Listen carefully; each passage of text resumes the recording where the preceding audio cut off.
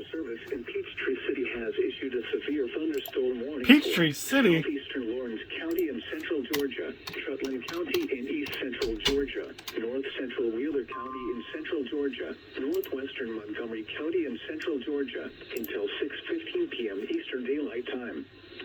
At 5:31 p.m. Eastern Daylight Time, a severe thunderstorm was located over Soberton, moving west at 15 miles per hour. Moving west? Hazard, 60 miles per hour wind gusts and quarter-size hail. Source, radar indicated.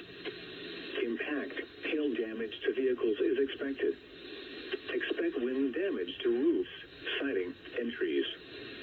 Locations impacted include Soberton, Tarrytown, Lothair, Orland, Rockledge, Oriana, Barnhill, Kibbe, Minter, Lowry, Blackville, Zidee, and Gillis Springs. For your protection, move to an interior room on the lowest floor of a building.